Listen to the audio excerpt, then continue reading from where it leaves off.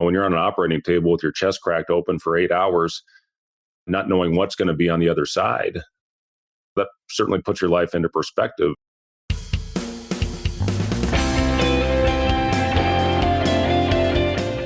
Welcome to Everybody Pulls the Tarp, the go-to podcast for high performers. I'm Andrew Moses, and each week I talk with Olympians, pro athletes, TV stars, Grammy winners, best-selling authors, CEOs, and other high performers to uncover their success secrets. Every conversation is jam-packed with inspiration and actionable ideas we all can apply to our own lives, personally and professionally. Get ready for a behind-the-scenes look at the techniques, processes, and mindsets powering the world's most successful people. Let's go.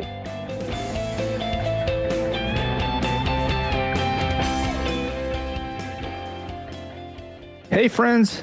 This week, my guest is Fred Hoiberg. Fred is the University of Nebraska men's basketball head coach and the 2024 Jim Phelan National Coach of the Year. This past season, Fred led Nebraska to one of its most successful seasons in program history. The team finished with its most wins in nearly 35 years and reached the NCAA tournament for the first time since 2014.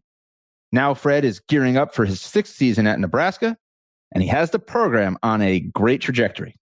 Before taking the job at Nebraska, Fred was head coach of the NBA's Chicago Bulls for 4 seasons, where he led the Bulls to the playoffs in his 2nd season as head coach. He also had 5 extraordinary seasons as head coach at his alma mater, Iowa State, leading the team to a program record 4 consecutive NCAA tournaments. Prior to his coaching career, Fred played 10 years in the NBA, including stops with the Indiana Pacers, Chicago Bulls, and Minnesota Timberwolves. Fred played in over 500 NBA games and scored nearly 3,000 points. And in his final season as a player, he led the NBA in three-point shooting percentage at 48.3%. But as you'll hear in our conversation, Fred's pro career came to an abrupt end at the age of 33 after undergoing open heart surgery to repair an aneurysm in his aortic root. After his playing career concluded, he worked in the Minnesota Timberwolves front office, first as a special assistant, then as the team's assistant general manager, and ultimately VP of basketball operations.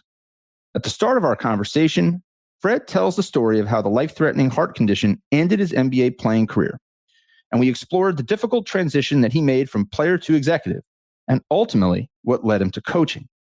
From there, we dug into the mindsets and philosophies that have powered Fred's success as a player, executive, and coach. The conversation you are about to hear is about way more than basketball. It's filled with timeless ideas on overcoming adversity, navigating difficult life transitions, and so much more. Most importantly, I hope that it is a building block that helps you get a little bit closer to wherever it is you are trying to go. So let's pull the tarp and get straight to Fred Hoiberg. Coach, where I want to begin, I'm always fascinated to explore different transitions and changes in phases of people's careers. At the end of your 10-year NBA playing career, you went into the front office for the NBA's Minnesota Timberwolves. I am curious, Coach, what went into that decision? There's a number of different things traditionally that pro athletes can do at the end of their playing career, whether it be coaching, broadcasting, front office roles, or things totally unrelated to the sport that they played. I'm curious, did you spend a lot of time thinking about what you wanted to do? How did you elect for front office to be the first phase of that next part of your journey? Yeah, it's a great question. My career came to a very abrupt end. I had my best year as a pro my last year in Minnesota. I led the NBA in three-point shooting at over 48% and very excited. I was on the verge of finally signing a long-term contract. I'd been pretty much on 1-year minimum deals my entire 10-year playing career. And I found out after that season that I had a heart condition. So I had to go in and get open heart surgery at the Mayo Clinic at the conclusion of the season. I was very fortunate to find out about it. But, I planned on playing another 5, 6, 7 years. I was a very low mileage guy. I didn't play a lot early on in my career. So when I had that situation happen to me, I had to make a decision very quickly. And I was really fortunate to be offered that position by the Timberwolves. And I almost went back and played again after my open heart surgery. So I had an aortic root aneurysm is what I had. And when they performed the procedure, very difficult, very invasive surgery, they nicked my conduction system. So I developed 100% heart block, and I had to get a pacemaker put in, which I'm still 100% reliant on. Every time my heart beats, it's because of my pacemaker, which is kind of crazy to me. But, I did everything I could to get myself back in shape to resume my playing career. That was the plan when I went into the surgery. But then the complication put a whole new element into my decision making. And after basically agreeing to contract with the Phoenix Suns, that was Steve Nash coming off back-to-back MVPs, and D'Antoni was coaching. He said, if you can run three-point line to three-point line, you can play here. I said, well, shoot, coach, I can do that. And after basically agreeing to that and telling my wife that I think I'm going to do it, their doctor stepped in at the last minute and basically said, you know what, I've talked to a lot of specialists. I just can't recommend, that you do this. And I had 4 young kids. I had 4 kids under the age of 6 at the time, including 2-year-old twins. And it was really what I was waiting to hear. So, when that happened, and that was pretty late into the year, that following year in 05-06, and Kevin McHale offered me a job. So I'm forever grateful to Kevin. Basically, they made me a special assistant that year. I sat out and then moved right into the front office position where I worked my way up, where I was the VP of basketball operations my last year. But it was a tremendous experience. I'm very thankful for the Timberwolves for giving me that opportunity. Coach, I'm curious, do you feel like, looking back, do you feel like you were able to process everything emotionally about that transition from your identity as a player to your identity as not a player anymore, like right away? Or did it take you time? Did it hit you a couple years later? Like, talk about that for a moment. Yeah, it was hard. I mean, it was really hard for my career to end before I was ready for it and to not go out on my own terms. That was really, really difficult for me. That's why I put myself in a position and tried so hard to at least make the decision on whether I was going to come back or not. But for it to end that way, and again, I'm grateful. I'm very fortunate. I'm blessed to have found out about my heart condition, because it was a matter of time before my aorta basically would have ruptured had that gone undetected. So I'm really fortunate that happened. But that being said, it was still very difficult for me to have to turn the page and move on to the next chapter. So it did take me a little while to get over it. And, the one thing I really missed when I was in the front office, it just was the competitive aspect of it. I think that's what makes all of us that have the opportunity to play in the league, especially, a guy like me that wasn't maybe as athletic or as big as a lot of the guys I was going up against. But I had a tremendous competitive spirit, and I missed those times. I missed being in the locker room. I missed being in the huddle. I missed the practices. So as much as I enjoyed that front office work, I miss being on the sidelines. I miss being, in between the lines, and just that camaraderie that you develop with your teammates and your staff. So that's where the coaching part came into play. But I guess to answer your question, Andrew, yeah, it did take me a couple of years to get over it, but you have to separate. At first, I was still very close with the players, because those were a lot of the guys that I played with the Timberwolves that were still on the roster. And it took me a while to still be close with them, but really have to separate, because there's a lot of business decisions that have to be made that may be uncomfortable with people that you're very close with. How did you ultimately reconcile that? How did you get comfortable with that? How did you position yourself to better dial into those business decisions, take the human side out of it and some of those relationships out of it? It's part of the profession. I guess the more you get into it, and my job was to put together draft workouts and talk to agents. My job was to call other teams, general managers, decision makers, and talk about roster moves and trades.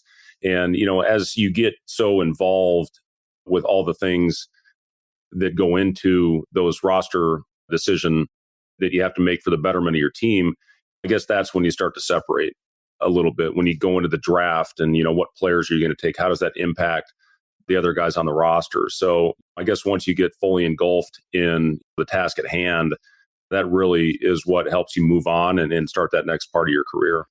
Was there something aside from, just the folks in the front office having the ability to kind of take some of that human side, the emotion, whatever you want to call it, out of it?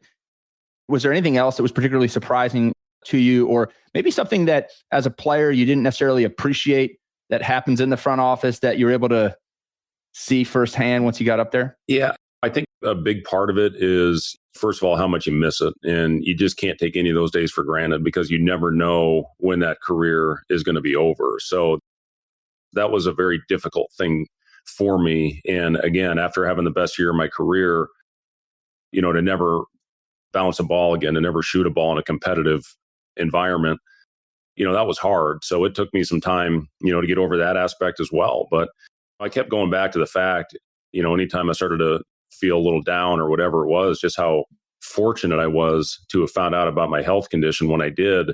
Because again, I had a 6-year-old, a 5-year-old, and 2-year-old twins when that happened. And that was really, at the end of the day, the most important thing. So I was really fortunate, to do that. The other thing, I worked with great people in Minnesota. When you sit around and talk basketball with Kevin McHale for hours a day, the game becomes more clear. And I played for Kevin. He coached us that last year. He took over about halfway through the season. And just being able to learn the game off the floor and talk to him after games and go scout games with him. Another guy was Rob Babcock. Rob was great. I scouted with Rob. I was out on the road with Rob. Jim Stack was in our front office at that time as well. And they really accepted me into that circle. Žarko Durasic is still there, a guy that I'm still very close with. So I was really fortunate to just be around people that really showed me the ropes and everything, that being a professional on that side of things, what it was, because it's a completely different animal than playing and coaching, to be on that other side when you're making tough decisions. So after the 4 years in the front office, you take the head coaching job at your alma mater, Iowa State. You inherited a program that had not made the NCAA tournament or had a winning conference record in 5 years, led a massive turnaround, a 16-16 debut season. Then you led the team to a 23-11 record and the third round of the 2012 NCAA tournament. Ultimately, 4 consecutive NCAA tournament appearances, 2-time Big 12 tournament champions. I am curious, did you feel this added weight or pressure because in a way you were coming home to a place that you had such a storied playing career? Did you feel like a greater sense of weight and responsibility? I did. Yeah, I did feel a lot of pressure when I accepted that job. And you know how it is, Andrew. There's so much in life is about timing. And I was ready to try to get back on the sidelines. I really wanted to get back in the locker room. And I thought about some opportunities to maybe get on an NBA bench as an assistant.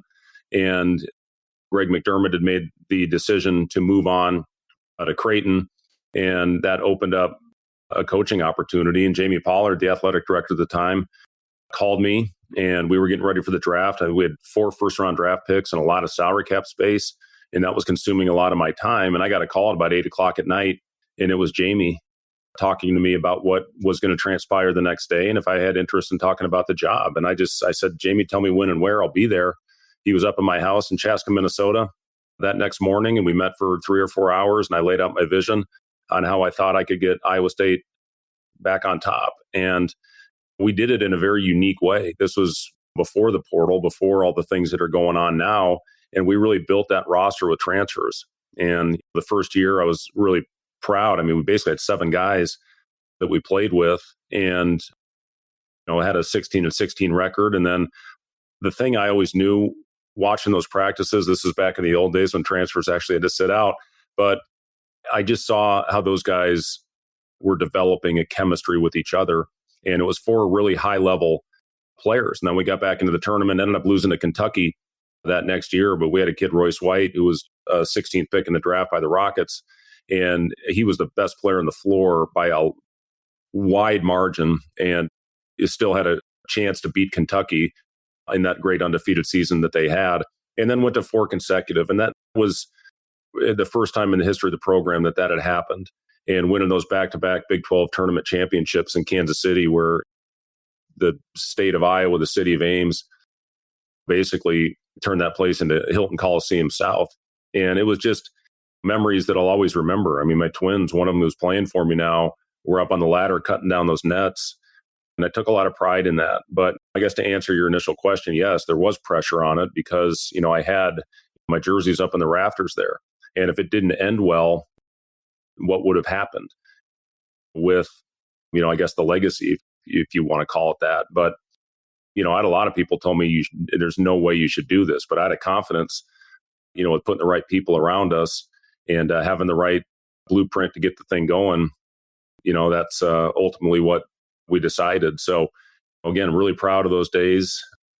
I love where the program is right now. TJ worked for me at Iowa State, TJ Otzelberger, and I just love what he's doing with the program right now and putting them in a position to win national championships. So yeah, take a lot of pride in those 5 years that we had there.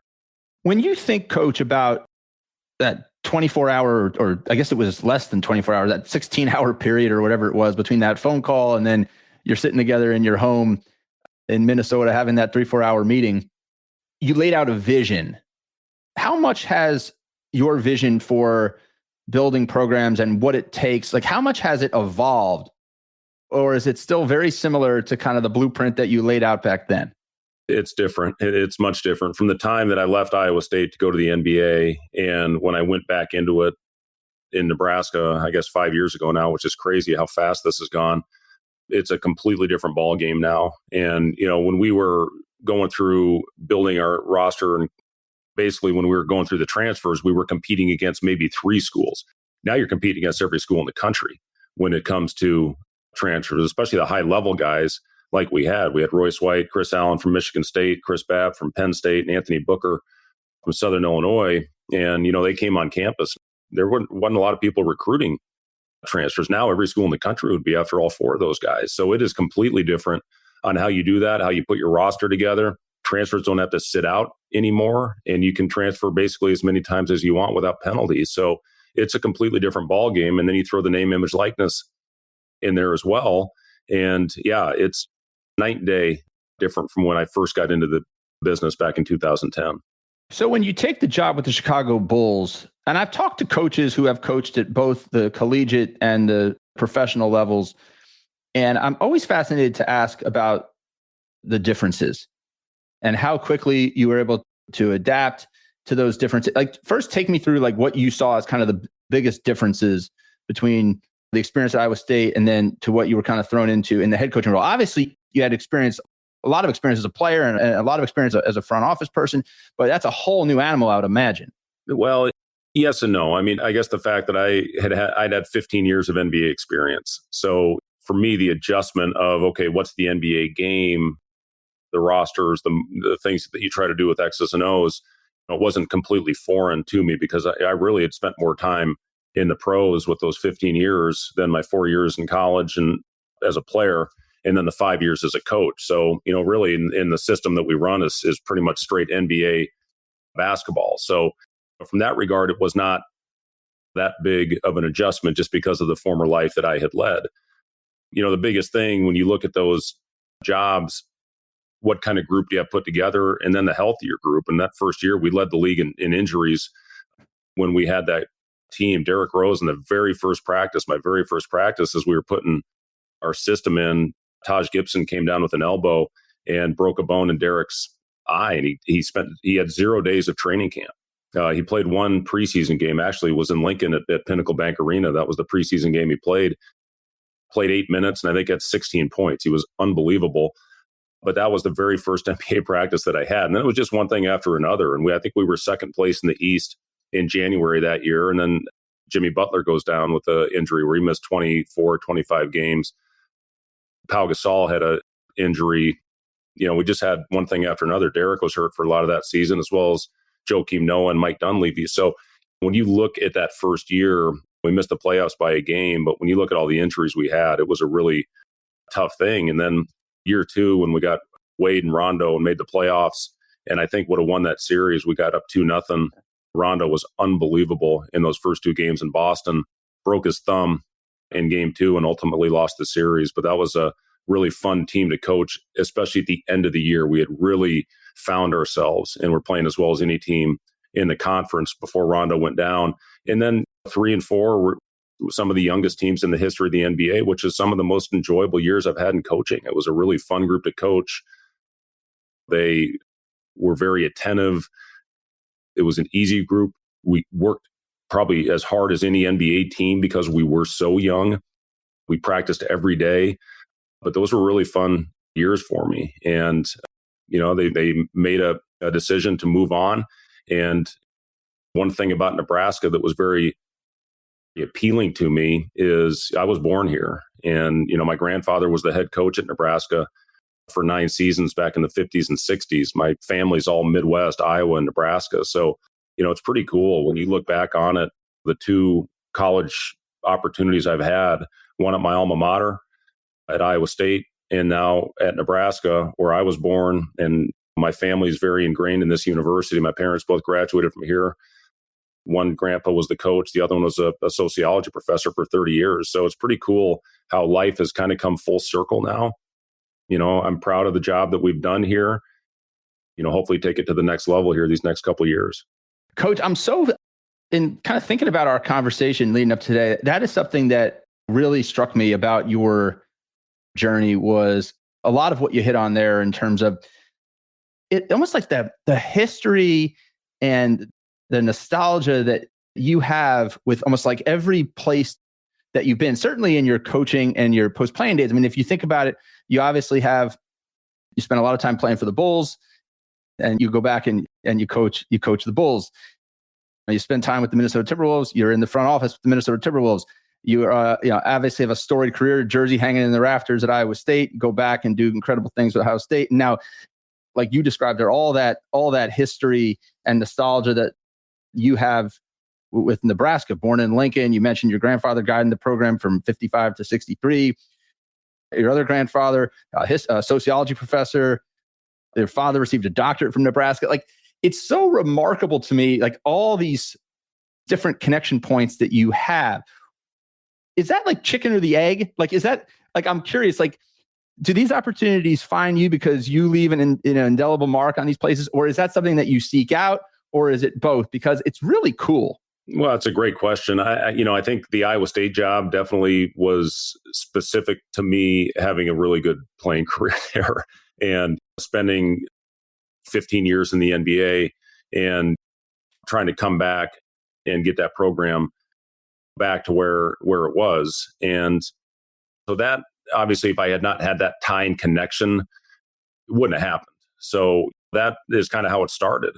And, it's really kind of crazy when you look at how that whole thing went down. I mean, Dana Altman kind of started the whole thing. He was at Creighton, decided to go to Oregon and take that job. Then Greg McDermott ends up taking, the Creighton job, where he has absolutely done a phenomenal job there. He's a very good friend of mine. I actually coached Doug for a year and a half. They're naming a building after him. They just announced, if I'm not mistaken, as well. And it's just been amazing what that family's accomplished over there. But just how the dominoes started falling with Dana, then Greg goes there, then I end up going to Iowa State, and then Doug ends up flipping from UNI to Creighton. It's kind of weird how this whole thing works out. But I guess, from the Iowa State thing, and then, there was a lot of interest with NBA with different jobs, and decided on the Bulls job for very valuable years for me. And again, now back here at Nebraska, where I'm really excited. I just think what we took over was very difficult. We took over the largest rebuild in the history of the Power Five with only one returning player. So it's taken a few years to get where we are. But now that we've had some success these last couple of years, I'm confident that we can sustain it. Remarkable success that you're having. I mean, as 2024 Jim Phelan National Coach of the Year, 2023, 2024 Co-Big Ten Coach of the Year, alongside Purdue's Matt Painter. This past season, I mean, one of the most successful seasons in Nebraska program history, 23-11, the most wins since I think 1990, 1991, the first NCAA tournament since 2014. If you had to pinpoint one or two things that really powered the success this past season, what would you say they were, Coach? Well, I'll say this. It started 2 years ago, and we brought a player back that was from Lincoln named Sam Griesel, who was absolutely phenomenal for us. Derek Walker was, I think, in his 6th year in college, which you see a lot of that in today's game. We had a guy, Emmanuel Bandamel, who came in from SMU as a transfer, and they were just great culture guys. And they really flipped everything and flipped the narrative on this program. And we had 2 season-ending injuries. Juwan Gary, who was a starter, Bandamel, a starter. We lost both of them for the year in January, took a little bit of a hit, but then finished with the best record in the league in February. So we had great momentum going into that offseason, and that allowed us to retool the roster pretty quickly. But what I wanted to do is I wanted to build it with the same type of guys that we had that previous season, just hard work and blue collar, everything that this state and this fan base is all about and that they can relate to and that they can get behind.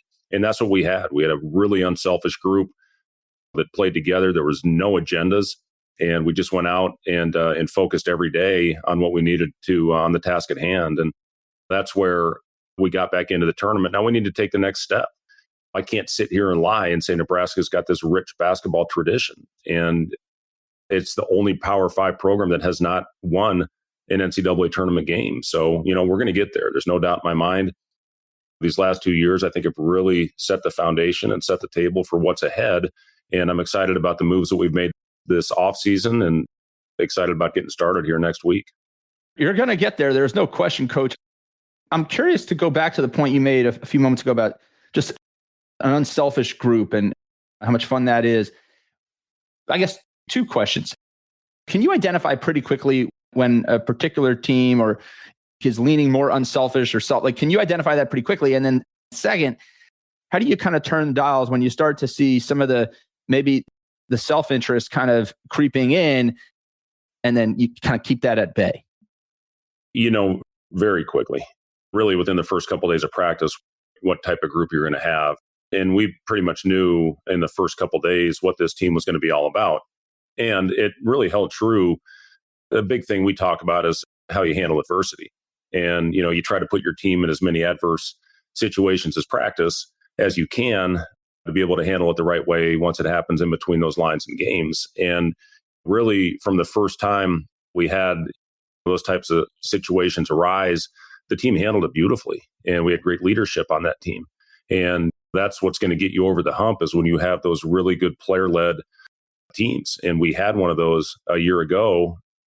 It's always nice when we're out meeting as a staff, when you get into the huddle and they've already talked about a lot of the things that we're about to say to them to carry over and some adjustments that need to be made. So when you have a group like that is high IQ and unselfish and together, it makes our jobs as coaches a lot easier. And that's the group we had. And I think it's the type of group we're going to have this upcoming year.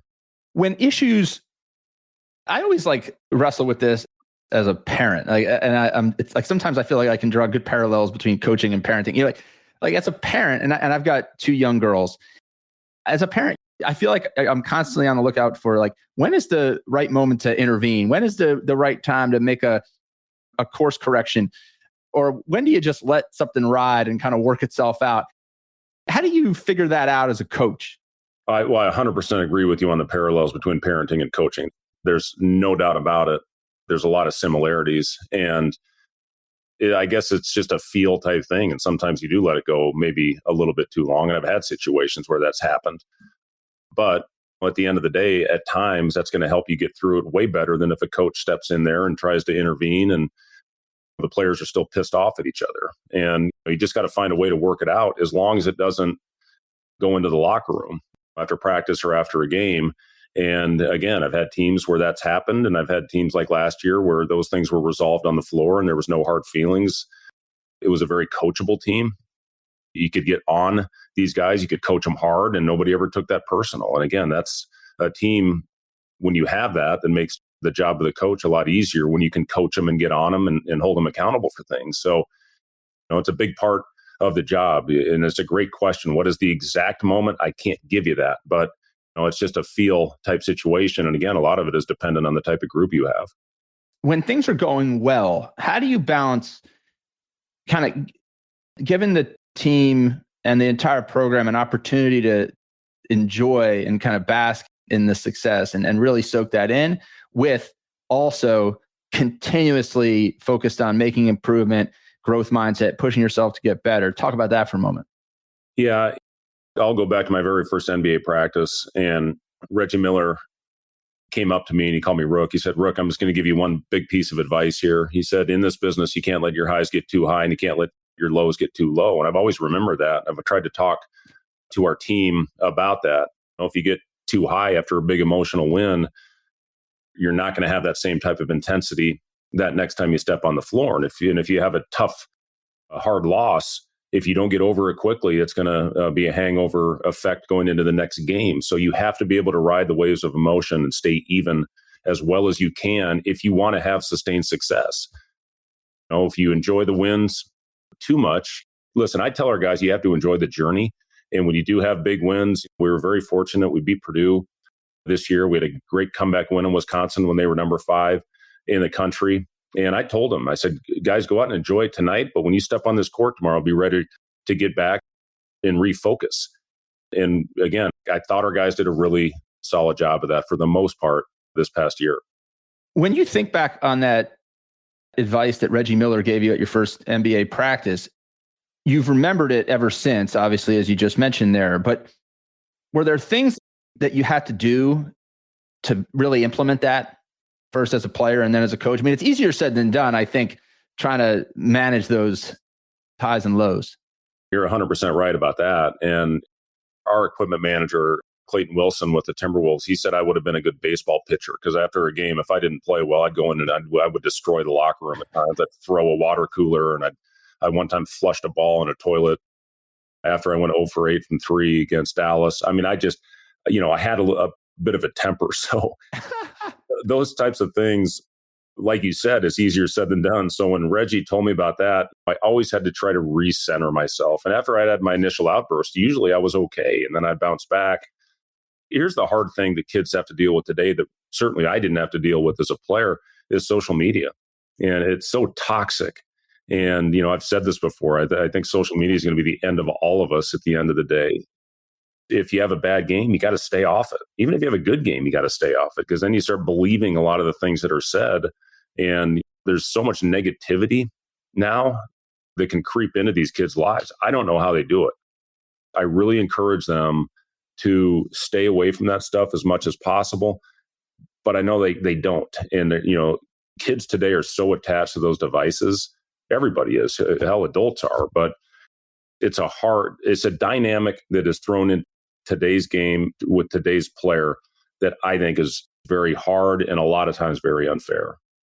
Coach, I am curious, as we kind of like zoom out and think about your career and your life and all the chapters that you're still writing in the Fred Hoiberg story.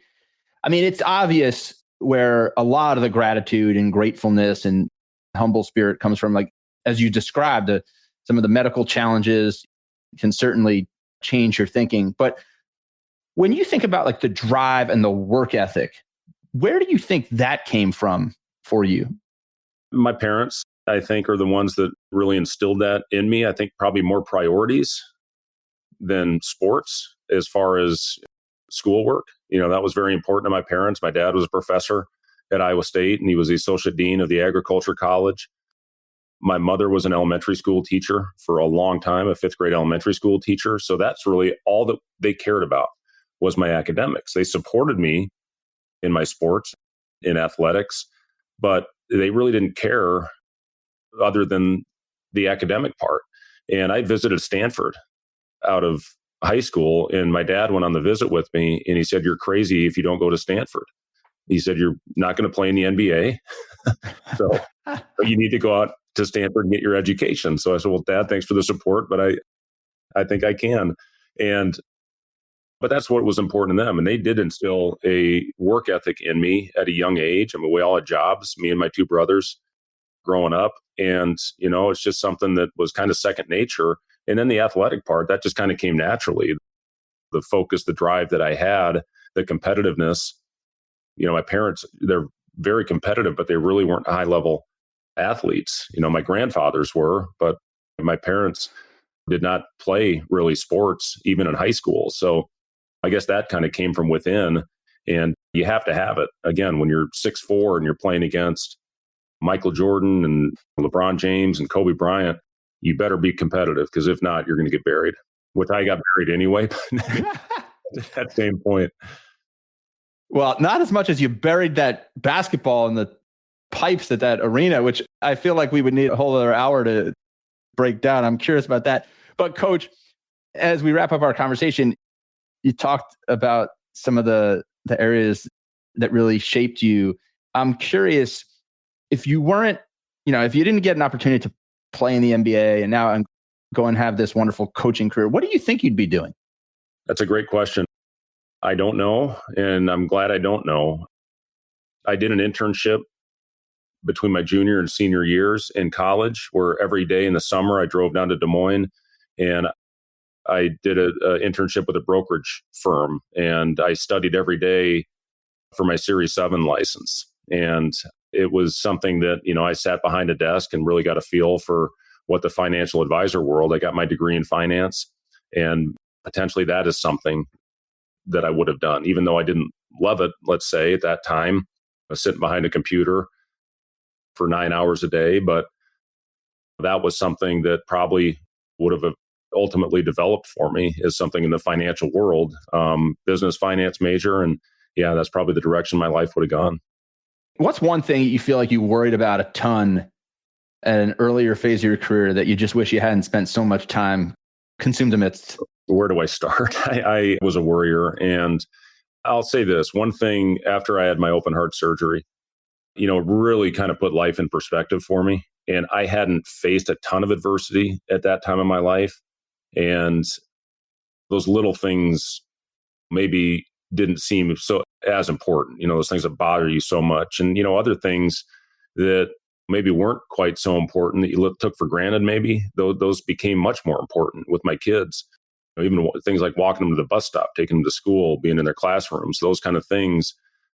So I think just with the health issue that I went through, when you're on an operating table with your chest cracked open for 8 hours, not knowing what's going to be on the other side, that certainly puts your life into perspective. And then 10 years later, I went through a second open heart where I got my valve replaced. So I've been through a lot of health things. I'm on my second pacemaker, about to be on my third here at the end of the summer. So those are things that I still think a lot about, how fortunate I am to be here and in the family and the support that we have. Coach, I'm so grateful for all your time today and for all the ideas and wisdom that you shared. I just think there's a lot that everybody listening can take away from your story, not only to apply it through sport and coaching, but leadership in general, and also just being the best possible human beings that we can be for all those around us. I think there are so many lessons that people can take away. So I'm really grateful for this conversation, and thank you for spending some time with me this week. All right. Well, I appreciate you having me on, Andrew. You do a great job, man. Well, thank you. You're forever a part of the Everybody Pulls the Tarp community. There is no question, Coach Hoiberg, you are a certified tarp puller. Thank you again for spending some time with me. All right. Thank you. Have a great day. All right, everyone. If you loved this episode, you might also enjoy my interview with two-time World Cup champion, two-time Olympic gold medalist, and back-to-back FIFA Women's Player of the Year, Carly Lloyd. In 2003, Carly was cut from the U.S. under-21 national team. But instead of quitting, she got to work. She set out training 2 to 3 times per day and transformed her mindset to embrace challenges, stop making excuses, and turn weakness into strength. Ultimately, Carly went on to become the best player in the world, winning back-to-back FIFA Women's Player of the Year awards in 2015 and 2016. You can find my conversation with Carly right here on Everybody Pulls the Tarp in your favorite podcast app. It's filled with inspiration and powerful lessons that you don't want to miss. Check it out and let me know what you think. Thank you for joining me this week. Be sure to subscribe in your favorite podcast app so you can catch all of our upcoming episodes. And if you are like me and want a world full of tarp pullers, then leave a review to help others find us. You can also follow me on Twitter at Andrew H. Moses. That's Andrew H. Moses. And be sure to sign up for my email newsletter at everybodypullsthetarp.com/newsletter. I'll share tips and insights to help you achieve maximum success and happiness. Today's a great day to pull the tarp. I am rooting for you. See you next time.